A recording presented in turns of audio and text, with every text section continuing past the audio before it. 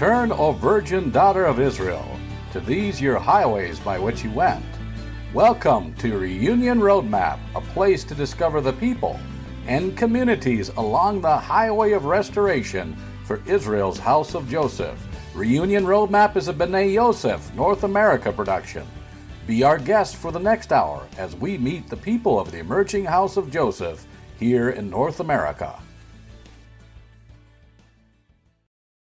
Hello, this is Safani Pappas with B'nai Yosef North America, and with me is Al McCarn, our Executive Director. And we are going to, I believe it's Missouri that our guest is out of at the moment, but works a lot with Israel, and his name is, who is that what we're talking about? Yeah, that would be Samuel Wearp. I've been working with Samuel and his father Steve and his brothers for, I guess, 3 or 4 years now with the nation's 9th of Av. And actually, Samuel and his family just came back from Israel in November, as we're recording now at the end of 2022. And yes, they are living at the Hayovel compound in southeastern Missouri. We have a very interesting story that Samuel's going to tell us about shepherds in Judea. You know, we think of David the shepherd, and we think of Abraham and Isaac and Jacob the shepherds. Well, they're still there, and in fact are coming back. So he's got a project that he wants to share with us about how to support these pioneering, I would say prophetically pioneering, Jewish shepherds in the land of Judea. In fact, not that far from the city of Hebron, which is the city of the patriarchs. Let's go on to Missouri, meet again my friend Samuel Wearp, and also through him meet these courageous shepherds of Israel.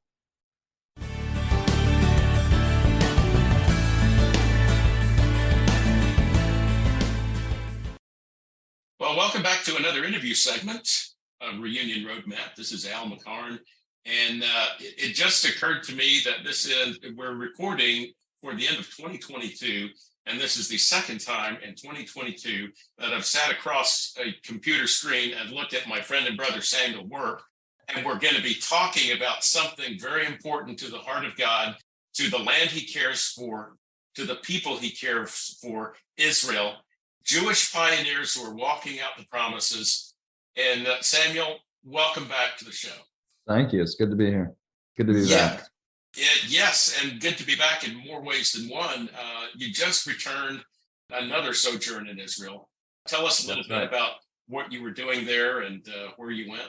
Yeah, so I mean, obviously, I think you've talked a little bit on this podcast about the nation's 9th of Av. So our trip started off with that. We came into the land of Israel, and straight away we were working with the nation's 9th of Av and preparing for the parts of the event, which we hosted live there in Jerusalem.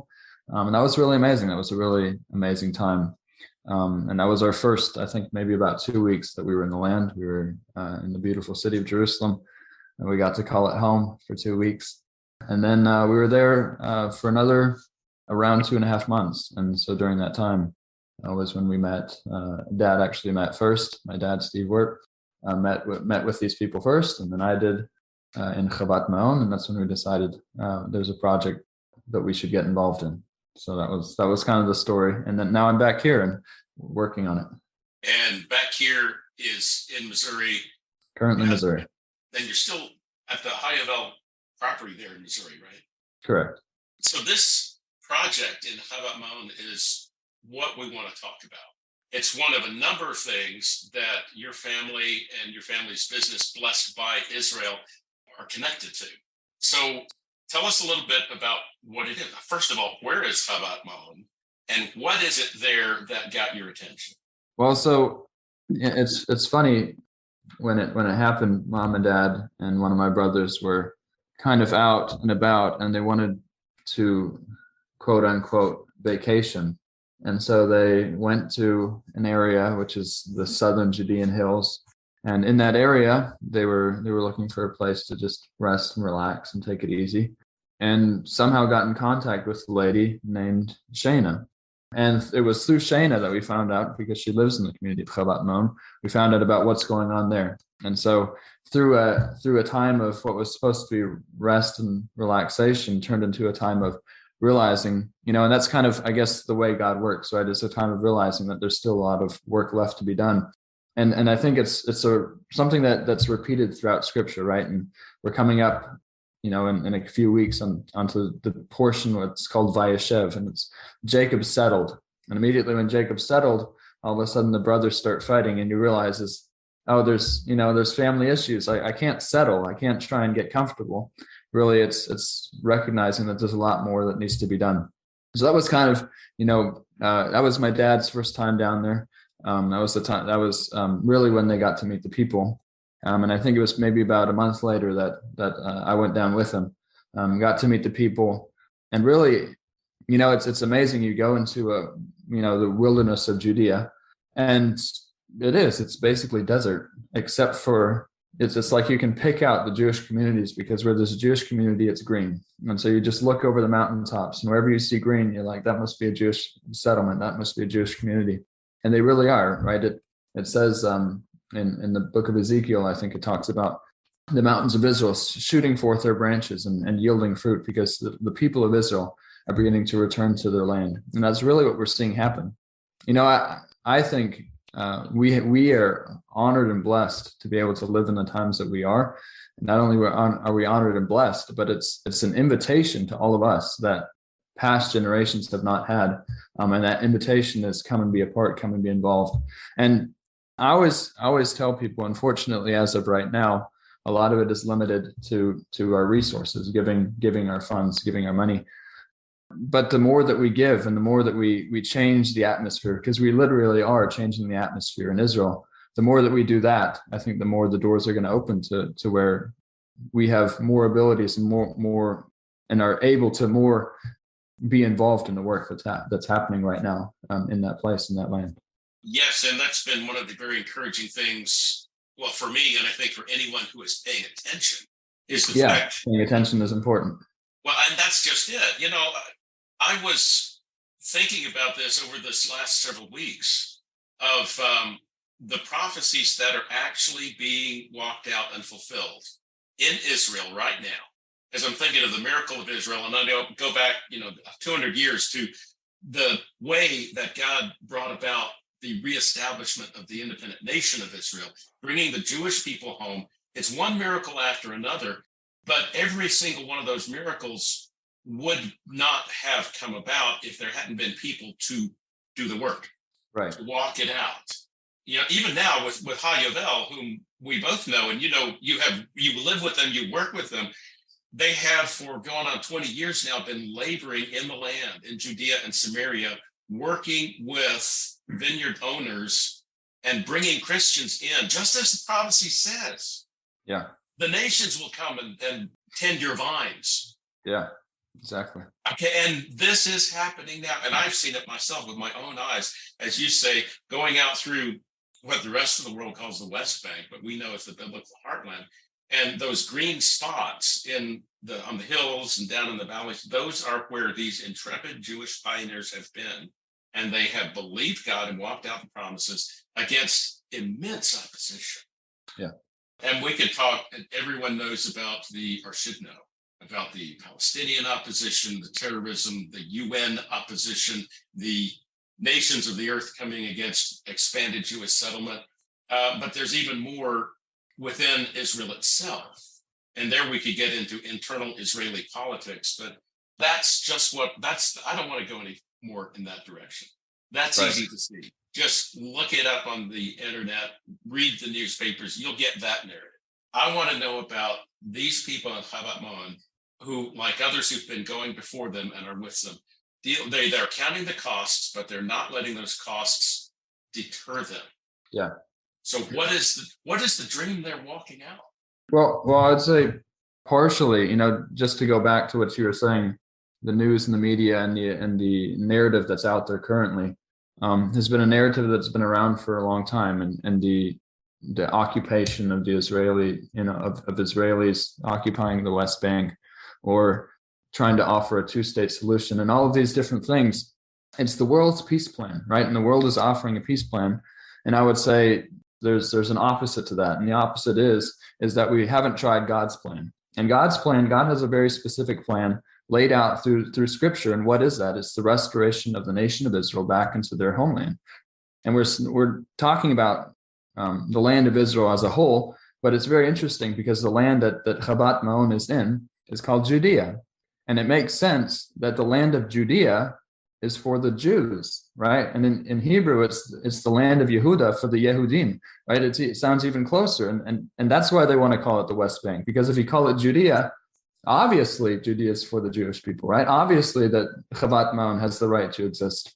And so with that, I really consider these people to be, in my eyes, my heroes. They're my heroes. In Hebrew, it's a gibor, giborim. They're like the superheroes of my time. And really, when we talk about biblical heroes, often we think about Abraham, Isaac, and Jacob. We don't think about the people that are living in the land of Israel today, but these are also biblical heroes, and they should be our biblical heroes. Why is that? Because it speaks about in Scripture about people returning to their land who had faith in the covenants and promises of God, and now they're living it out. That's a hero, right? And so we've become disillusioned even with what a hero is, and we have this Western mindset of a person with a cape and flying around doing all these impossible things that go against nature, when in reality we're working in the natural to bring about the supernatural. We're working through in this world, but really what's happening is not of this world. It's God revealing himself to the world. And you can do one of two things with that. You can deny and reject what's happening, or you can get on board and work, and you can become a hero yourself, right? That's part of the story. And that's part of, I think the message of Yeshua, right, to us is not just that we believe in him and be saved, but that we should bring his redemption, his message, his salvation to the world ourselves. We should be, as the term Christian, means, a mini Messiah. That's what we should be to the world. And so by joining with the Jewish people there, I think we all get to be superheroes in the story that God is unfolding.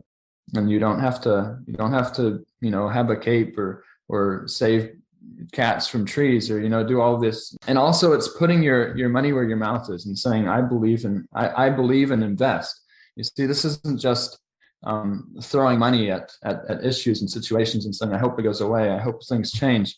It's saying, I believe in what's happening there. It's saying, I believe in what God has promised. And when you do that, things begin to change, and the world is changing. And in some ways it's changing for the good, in some ways not so good. But we can be the difference in the light that this world needs. And that's what these people in Chabat Maon are doing. And that's what they're saying. That's what they're declaring. And it's not that, talking to the shepherds, talking to the people there, they say, I have nothing against the Arabs. I have nothing against the Palestinians living here. I just want to live in the land of my forefathers. Like Abraham was a shepherd, Isaac was a shepherd, Jacob was a shepherd, his sons were shepherds, David was a shepherd, Moses was a shepherd. I'm a shepherd. I want to return to the story and the line that my fathers left in this land. And that's the heart. That's their heart, is to return to the biblical narrative that's always been there. And so that's why they're shepherds. So were they shepherds before they went to Chabat Maon? A lot of these were Israeli born, and so a lot of them were shepherds before they moved to Chabat Maon. In fact, one of the young shepherds, I think he was maybe 22, that I was talking to, said that he went from the city of Ophrah, which is up in the north, was shepherding his flock, actually went by foot, because a lot of people, you trailer your flocks around and load them up and move. He actually walked by foot, took his whole flock on foot and journeyed them through the wilderness all the way down to the Judean hills to the city of Chabat Maon. Just like which Abraham. is a good hike. I don't know how many miles it is, but yeah, just like Abraham, just like their forefathers. And so, that's the beauty of the story. It's like a continuing story. And God started the story with Abraham and called him out and said, Lech Lecha, and really, the Hebrew Lech Lecha translates to go for yourself, or like go for your own good. This isn't God trying to control Abraham and tell him he's like, it's for your good, go for yourself. And that's the story that continues. God started the story with a shepherd, and now we're back in the land of Israel. The Jewish people are being restored. And guess what? They're starting again as shepherds, right? They're returning back to the roots. And that's the beauty. And I was thinking about one of our donors. He wrote and he was saying, what's amazing is I had a flock of sheep. When I was younger, I had a flock of sheep, and I never really thought much about that. Like American flocks of sheep don't really, or even Australia, or it doesn't really matter. It doesn't make a difference. But flocks of sheep in the land of Israel, that's prophetic, right? That's historic. That means that God's moving. And he just said, the reason the reason I'm investing in this is because flocks of sheep in the land of Israel means that God is on the move. And if God is on the move, then that means we should be involved and be a part. And so that's been the blessing of seeing both sides, right? Seeing the people in Chavat Ma'on, people who up until probably very recently would have been hostile to Christians and to outsiders, actually welcoming and saying, yeah, we want you to be a part, we want you to be involved. Those people welcoming us in means a lot. And not only does it mean a lot, but to have people on this side of the world, right? To have people that are investing and donating and saying we believe in this, and them seeing them being encouraged in their faith and being strengthened means a lot. And I think both sides, as we work together and come together, building the settlement and helping the shepherds of Chavat Ma'on, I think it is prophetic, and it is making a difference in the long run. Let's get into that specific project. You mentioned donors, you mentioned investing. Let's get to the details of that. What is it that's needed? And how could our audience get involved? And do you have a deadline or a time limit, or is this an ongoing project? Yeah, that's some good questions. So we initially just started out, and that was even how Blessed by Israel started. We went there and we said, what do you need? How can we help? It wasn't saying, it wasn't deciding what they needed or what they, or what they wanted, or kind of like I've heard the UN will go in and decide what people need or want. We're not doing that. We're not deciding what agenda we're going to push. We're just saying, hey, we're here to help. We love and believe in what you're doing. You're walking the footsteps of your forefathers. So what can we do? And so Avia Weinstock is the main shepherd that we're working with. And he said, listen, we're coming up on the rainy season, which is now, right? And so, you talk about a deadline. I mean, we don't have a set deadline, but we're in the rainy season, which means the sheep are getting rained on. And that's not good. And when you have, and I know for myself, right? I grew up on a hobby farm, and wet animals are not, they're not having fun. You're not having fun. It's not good. And wet animals and continual drizzling rain, they get sick and you have problems and they may die. So do we have a deadline? Not necessarily. Would we like to raise the funds quickly? Yes, because we want to establish a sheep pen, a shelter for his sheep. But so we went and we said, how can we help you? What do you need? He said, I need a sheep pen. I'm basically doing this. He said, I'm doing this out of pocket. I'm doing this separately. Comparatively, a lot of shepherds work through different organizations, and the organizations will basically provide the flock, will provide a plot of land. And really what it is it's just, they say, we want you to shepherd the land of Israel. We want you to, lay a claim to your heritage. And so we're going to help you out. We're going to do, we're basically going to lay the groundwork, and all you have to do is just come in, move into this area and watch the sheep. And he said, I don't want to do that. I'm not going to do that. And some of the reasons is because all of the sheep that they raise and that these flocks that these organizations are raising are not worthy of being used for the temple service. He said, and I'm not willing to allow my sheep I want to be ready for when God says that let there be a house in Jerusalem. When God says, let there be a house for all the nations to come and worship, I want my flocks to be ready. I don't want to have to go back and make some rearrangements or change. So he said, I'm really doing this on my own. I'm on my own here. And his family, right? So I went into his house, which is not a house, it's a tent. It's not a yurt. I don't know what it is. It's like one of those U houses, and they have one side bedroom I think where he and his wife sleep, and then the 8 children are all in one main room. And so why do I do this? Why do I not take the organization's money and flock? And it's because I'm not in this for money. I'm not in this to make the big bucks. I'm in this for God.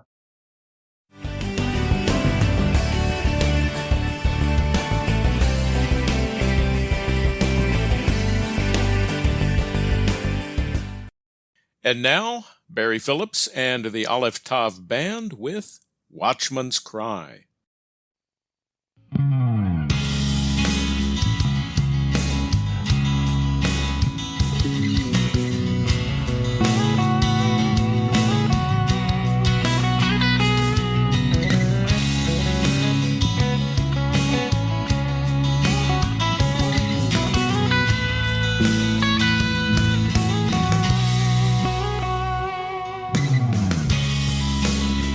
Let the watchman cry. Stand up on mighty Ephraim and say, arise, for the time has come to ascend up to Mount Zion and sing our song. Praise Yahweh, Elohim. Lift up our voice and cry and sing our praise to Yahweh, Elohim. Remnant of Israel, He will save. Yahweh, Yahweh.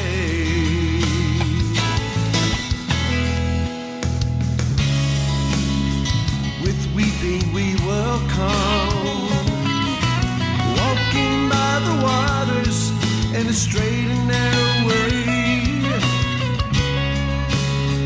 Ephraim, your firstborn, though we've all been scattered, our ransom we will pay.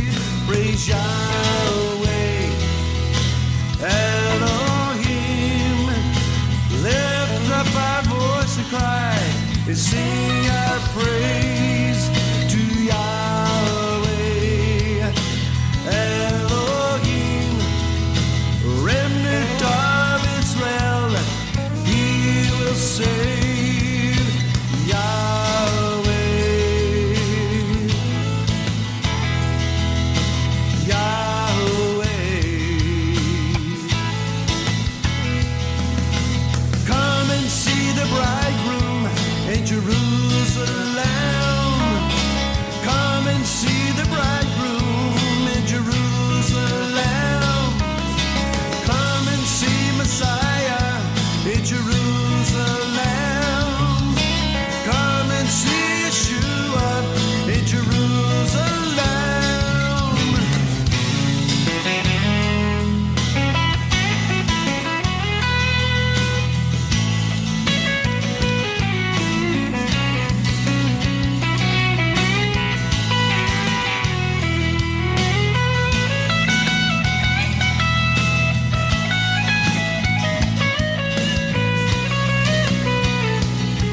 Praise Yahweh, Elohim.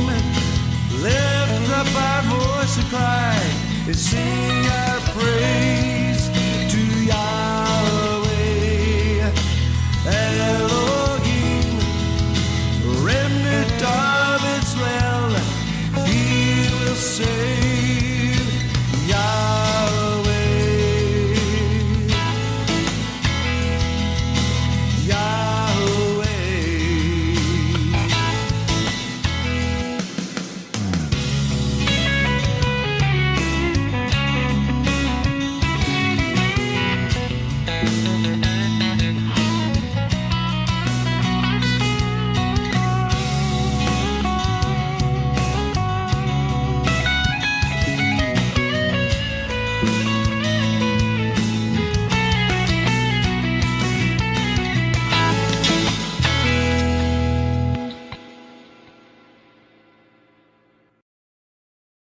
Shalom and welcome to today's Midrash portion of Reunion Roadmap. This is Barry Phillips from Virginia, elder with B'nai Joseph. And with me today is fellow elder David Jones from Brandon, Florida. Hi, David. How are you today?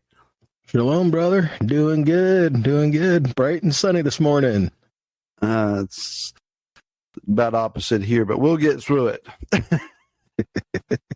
Years ago, I read something from one of my favorite authors, Francis Frangipan. And he made a statement that has stuck with me for years, and that is that if Yah would ever reveal a issue, a problem, a shortcoming, and a fellow believer, the only reason that he would ever allow you to see and recognize that is so that you would pray and intercede for them. It would never be that you would end up sharing that with anyone else. So it is an invitation to have a private conversation with the Father in behalf of your brother or sister who is struggling. I'd like to say that I have followed that model ever since I read that. I don't know that I could say that honestly, to be honest. This morning, David, a thought came to me then similarly in mind, and that is that we are not allowed to complain or gripe about someone else if we are not interceding for them.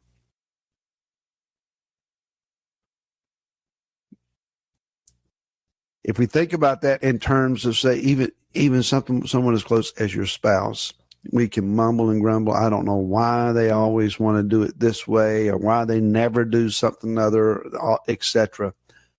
If we're not consistently interceding for our spouse, why are we complaining about them? The only righteous way to see change in someone else's life is to intercede for them. Any counsel that we give them, any encouragement, any correction, even reproof that we would offer to anyone, am I legitimate in saying that we would have to be an intercessor or a someone crying out to the Father in their behalf first? Otherwise, we would be speaking out of our flesh and not our spirit. Help me out, David. Wow, that's a lot to say in here, Barry. I mean, there really is a lot to go on there. One is, do we have a responsibility to pray for people in general? Well, yeah, absolutely. So the question, one question of many really is, so who's exempt from that and when? I think that we should be praying for all. I mean, the scripture says, do good to all as you have opportunity, especially those of the household of faith. It doesn't say do good just to them who like you or anything, or, it says do good to all as you have opportunity, and then especially to those of the household of faith. So that's one area to go with that. I mean, another is our first inclination in relationships when things are not going to our liking is to find someone to complain to. I think our it's true. It's human nature, right? I think the first thing that we should do, and admittedly, I've been guilty in the past of not the first thing is just going to pray, but that is what we should do, because at first you get upset and you kind of sit and stew in that for a minute or two, and then it's like I should pray, but going to pray should be our first instinct. And when we do get upset in situations, sometimes it's because there's something that needs to be done that is the right thing to do. But then a lot of times it comes down to preference. Things aren't going the way that we would want them to, and so we're upset, and especially with someone else. And then a lot of times why we get upset and offended with people is, let's just face it, pride. And that's more so a problem within ourselves than it is others. I mean, Yeshua told us we should be meek, we should be humble. And our first thing that we go to is complaining. You know, are we speaking what we are supposed to be speaking? Because that which we dwell on will ultimately come out of your mouth, right? Mm. So, are we speaking things of life, things of light, lifting up one another, seeking the best for one another, speaking things of the kingdom, or is our first go-to to complain about a situation or something we don't agree with or something we don't like? You know, I'm reminded of Philippians 2, I think it's verse 14, that says, do everything without grumbling, arguing, complaining, vetching, moaning. I'm embellishing here, but you know, you get the point, right? It doesn't say, Unfortunately, yes. it doesn't say just to, you know, do the things you like without grumbling. And no, do all things, you know, without grumbling and complaining, which means we have to change focus. We have to change our focus on how we perceive things. And the only way that's really going to happen is if we let the word by the Ruach wash over us, renew our minds, and dwell on things that are of benefit. You know, the whole whatever scriptures, right? You know, whatever things are lovely, whatever things are good, whatever things are pure, whatever things are a good report. Think on these things.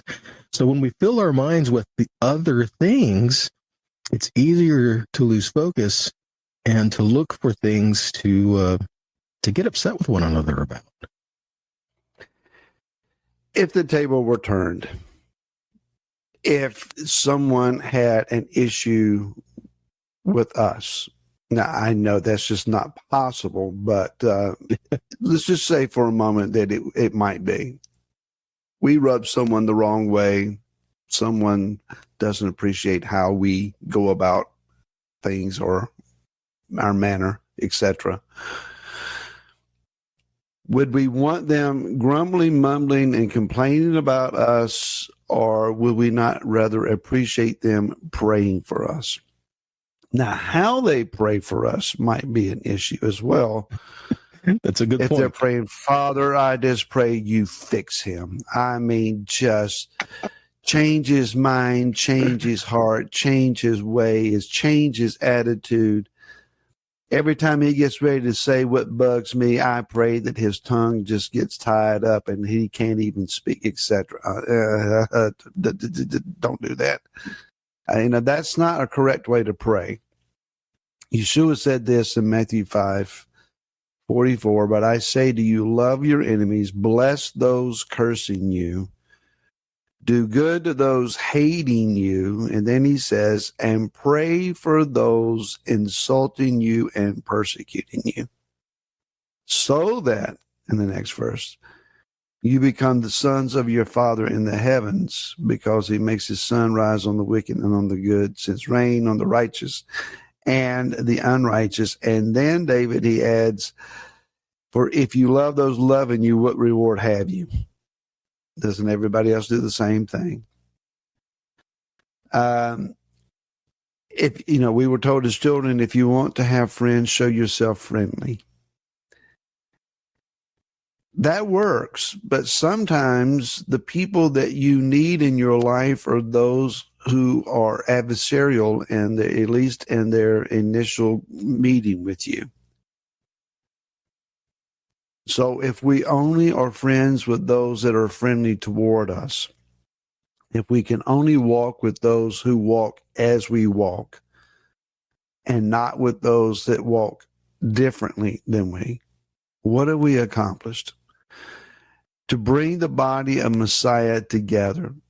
You know, B'nai Yosef, North America, is about finding ways to walk with those even when we disagree. So obviously there are those in denominational congregations and who are still a focus for Sunday as opposed to Shabbat, etc., that we would say, hey, no, I have issues with your manner, your process, your doctrines.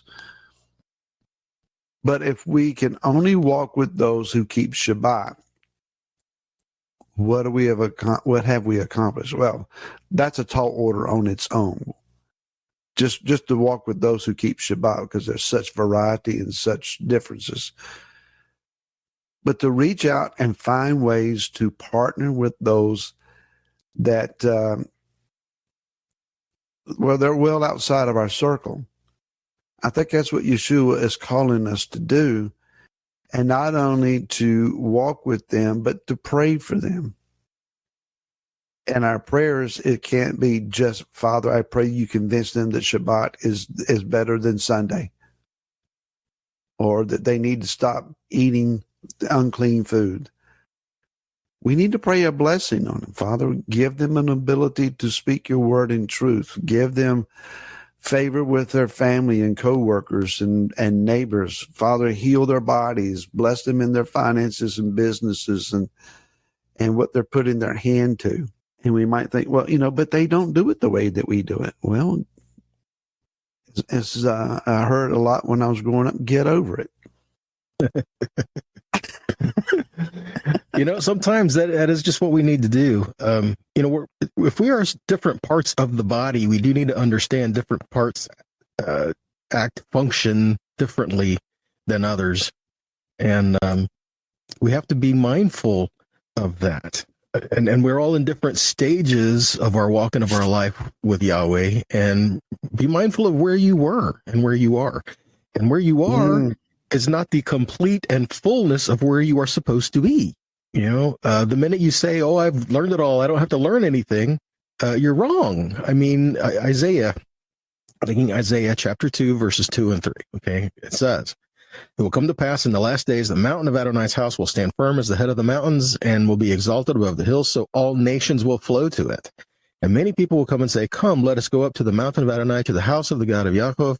He will teach us as his ways, and we will walk in his paths. For the Torah will go forth from Zion, the word of Adonai from Yerushalayim. So what he's saying here, if there's a time coming that Yahweh himself is going to teach us his Torah, teach us his word, that means there's things that we don't know yet. No. We need to be humble enough to say we don't know it all, and mindful of where we were and what the Father is drawing us to, and bear in mind that the people around you, they may not be the same part of the body that you are, but they are part of the body. And so are we looking more towards a restoration, working together, or are we looking to, or I don't know, forgive the analogy, but do we consider ourselves surgeons who decide what parts of the body belongs there and don't? What a picture. Whether we can handle this or not, there are going to be people in the kingdom, I'm sure, that we're going to think to ourselves, how did they get in here? The reality is, though, they may be looking at us and asking the same question. True. He is going to include perhaps those that we would not include. He may exclude some of us that we are just thinking, I'm a shoe-in and I don't have a problem. We're all going to pass under the rod. We're all going to give an account. And that day, we're all going to tremble before the King, understanding his authority and his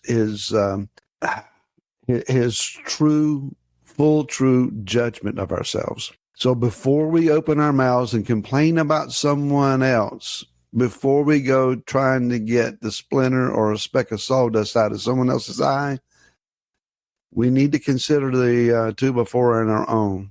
Before we complain about someone, pray for them. Mm-hmm. Ask the Father to heal them, deliver them, help them. And whatever issue they may be having, Yah may have revealed it to us because he needs someone to help him and pray for them. So may it be so. So, David, we've run out of time, brother. Take us out. Okay, there we go. I had a technical issue. I got one final thought. I'll give you the reference for it and trust that you guys are going to go look it up. James 4:11 and 12 tells us how we should be speaking for one another. So go look it up and check it out. Guys, if you have thoughts, questions, comments, we'd love to hear from you. You can contact us at reunionroadmap@bnei Yosef, wearp.com. Till next time. Boom.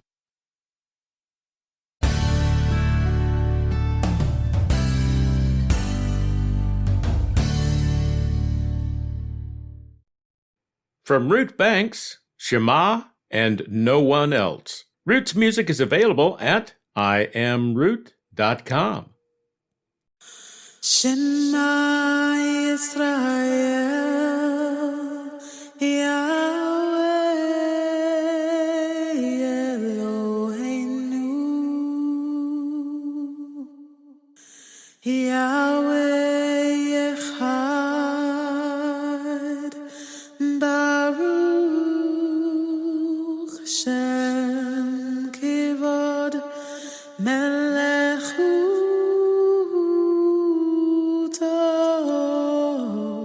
Leolam Vayed Melechuto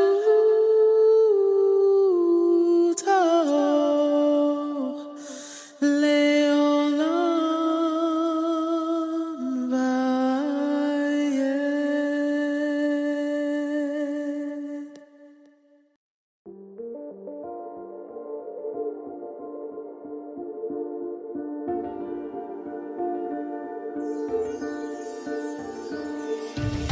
Blessed are you, O Lord, above all other gods. No one else above you, above you.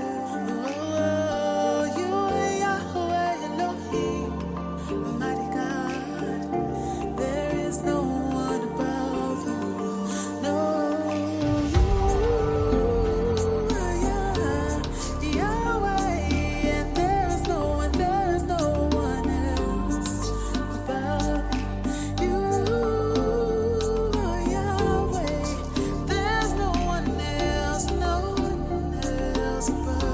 you. Yeah. Baruch atah Yahuwah Eloheinu melech ha'olam asher natan lanu hadarek liyeshua b'Mashiach Yahusha. Amen. Blessed are you, Yahuwah, our power, King of the universe, who has given us the way of deliverance in the Anointed One, Yahusha. Be it so. Oh, you are Yahweh Elohim, mighty God. There is no one above you. No, you are Yahweh, and there is no one else above you. Are Yahweh. There's no one else above you.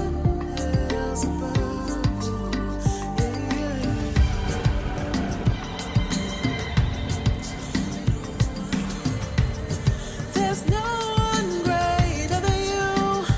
You are King of kings and Lord of lords, mighty God, Hagadol, mighty God, Hagadol. We sing Baruch atah,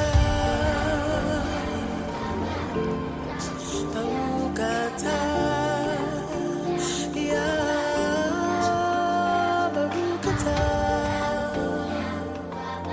Oh, Baruch atah, Yah.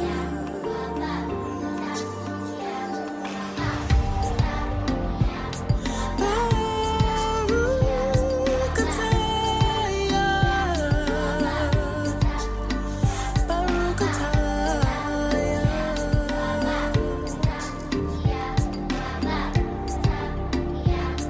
Baruch atah, Yahuwah.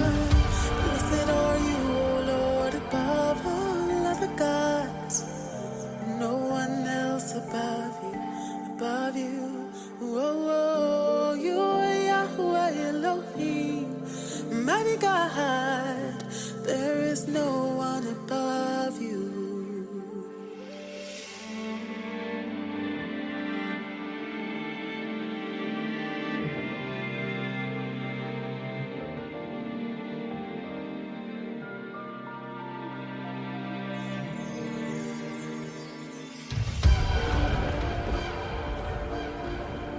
Hear, O Israel.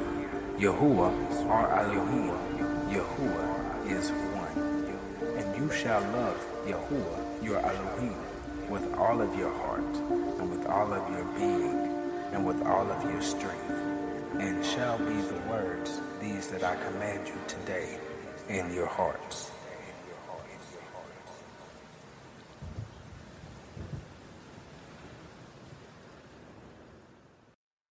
Well, that was Ruth Banks, two of her songs that go together very well, Shema and No One Else, because we have the Shema that flows right into the Ve'ahavta. And those of you who understand those Hebrew prayers from Deuteronomy 6, well, these two songs just fit together nicely. Before that, Barry Phillips and the Olive Top Band with Watchman's Cry. And then in the middle there, the Midrash about complaining. Stefania, what's the point of this Midrash? Well, I think the point of the Midrash, at least what I was beginning to get out of that, is that we, of the people of Ephraim, we have a message that we need to communicate. And how do we communicate that? And how do we get our message out? And I thought that was a really important Midrash that they had here, and bringing out a lot of good points about what we need to do to get our message out. And that really involves a lot of what B'nai Yosef North America is all about, and that is mutual respect. Yes, mutual respect. This is the point that I got out of it. Complaining, we might think of, the children of Israel in the desert, they whined and complained. Well, yeah, but I very much like the point our brothers are making of the complaints we have about our brothers and sisters. That which keeps us separated and actually does the devil's work for him. Because together with the Lord in our midst, we're invincible. But even if we are trying to serve him, if we can't get along with our brethren, then we're fragmented and our usefulness is, at best, it's dissipated. It might be totally neutralized. Now, to tie this together with what we heard from Samuel about the shepherds at Chavat Maon in Judea, it occurs to me that we've done a lot of complaining from the Ephraimite side and the Judean side, or the Christian and Jewish side, however you want to look at that. We have done a lot of complaining about each other, even carrying these complaints to God in prayer. Oh boy, what has that done to the kingdom restoration and the redemption process? Stefania, as you think back on what Samuel shared of these shepherds and what had brought them to where they are now, how could we do better than we have done before in tying that together with what Barry and David were saying about complaining against our brethren? Yeah, I think many times what we can do is that we can, let's say we're talking about our brother Judah, we can have these different complaints that we might have in regard to them, but in the end, we need to look at what they're doing. They're holding the land for us. I mean, when you're talking about those who are in the Shomron, they're sticking their necks out and they're putting themselves in harm's way, really. And regardless of whether you agree totally with what theology they're all about, which really doesn't match ours in a sense, but look at the bigger picture and what are they accomplishing in this bigger picture, and how it provides a connection to us because of what they're doing. Yes, that's the point, the bigger picture and what they're doing, not just for us, but for the whole world. Whole world, yes. Well, in terms of bigger picture, if this podcast has blessed you, then please visit our website, BneiYosefNA.com, BneiYosefNA.com. We do have a donate button and several ways that you could contribute if you are so led to do. But we hope to continue to be a blessing to you. So this is Al McCarn on behalf of Stefania Pappas, Barry Phillips, and David Jones. Shavua Tov. Thank you for joining us on Reunion Roadmap, a production of B'nai Yosef North America. Please come back next week for another visit with the people of the emerging house of Joseph here in North America.